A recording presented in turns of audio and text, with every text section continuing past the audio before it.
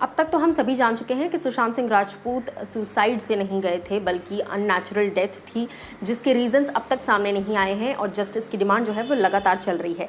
लेकिन उसके बावजूद कई सारे ऐसे बॉलीवुड के मैगजीन्स हैं, जिस वक्त सुशांत सिंह राजपूत गुजरे उसके तुरंत बाद ही कई चैनल्स ने घोषित कर दिया कि सुशांत की डेथ बाय सुसाइड हुई है। कई सारे बॉलीवुड के मैगजीन्स ने इस बात को क्लैरिफाई कर दिया कि सुशांत जो है वो बाय सुसाइड गए हैं। हालांकि अब तक जस्टिफिकेशन, अब तक जो है जस्टिस की डिमांड चल रही है, उसके बावजूद उन्होंने क्लैरिफाई कर दिया। इसी चीज़ के रिगार्डिंग विकीपीडिया पर भी कुछ वक्त पहले सवाल उठे थे, जो मैंने आपको बताया था कि विकीपीडिया एसएसआर वाज किल्ड, ये ट्रेंड कर रहा था कुछ दिनों पहले। और आज एक मैगजीन को लेकर, इनफैक्ट कई सारी मैगजीन्स को लेकर सवाल उठाए जा रहे हैं और उसमें से एक मैगजीन का नाम ट्रेंड कर रहा है फिल्म फेयर मैगजीन। जी हाँ, hashtag Filmfare tarnishing SSR's image, क्योंकि बहुत सारे ऐसे इमेजेस हैं जो इस वक्त कुछ वक्त में मैं आपको दिखाऊंगी।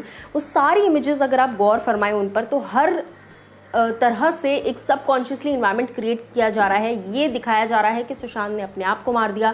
रिया चक्रवर्ती का roses are red, violet is blue, let's smash the patriarchy, me and you, ये जो टी शर्ट थी, इसको भी बहुत ज़्यादा सपोर्ट किया। बॉलीवुड ने किस तरीके से रिया को सपोर्ट किया, मीडिया ट्रायल्स को किस तरीके से बुरा बताया गया एंड ऑल दैट स्टफ, ये सारी चीज़ों को जस्टिफाई किया है कुछ बॉलीवुड की साइट्स ने और कुछ मैगजीन्स ने। ऐसे में फिल्म फेयर का नाम तो सामने आ ही रहा है, लेकिन उसी के साथ साथ स्मिता पारिक जो है वो लिखती हैं Filmfare tarnishing SSR's image.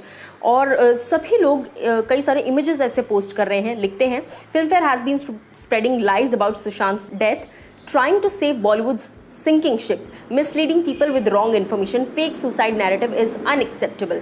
उसके आगे दूसरे ट्विटर यूज़र लिखते हैं, जिसको स्मिता पारिक ने भी रीट्वीट किया है। तृप्ति लिखती हैं earlier Wikipedia, then Pinkvilla and now Filmfare, why you all are after Sushant, why can't you mention unnatural और अनटाइमली डेथ। जब तक किसी के गुजर जाने का एग्जैक्ट क्लैरिफिकेशन नहीं आया है, आप एग्जैक्ट क्लैरिफिकेशन कैसे दे सकते हैं। और यही चीज़ें यहाँ पर मेंशन की जा रही हैं।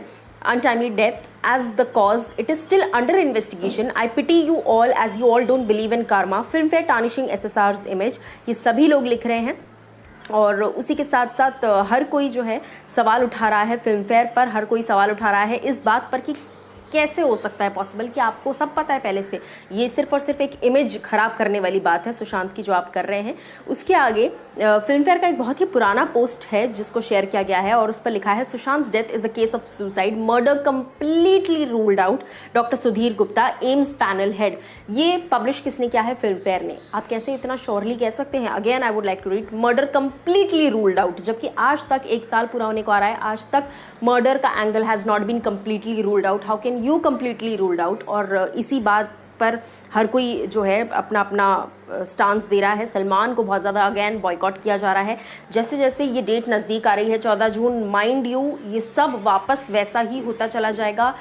और जैसा मैंने कुछ वक्त पहले भी कहा एक वीडियो में कि काफ़ी हद तक ऐसा लग रहा है, क्योंकि वापस उन्हीं लोगों को टारगेट किया जाएगा, वापस वही बातें निकलेंगी 14 जून जैसे जैसे पास आएगा, और उसी तरीके से इन चीज़ों को पिरोया जाएगा और वही लोग वापस ट्रोल होंगे। इसीलिए एक अलग एंगल निकाल दिया गया है कि KRK और सलमान खान का, ऐसा लग रहा है। आप क्या कुछ कहना चाहेंगे? खैर, इस फिल्म फेयर, पिंक विला और बाकी मैगजीन्स को लेकर ज़रूर बताइएगा हमें कमेंट सेक्शन में।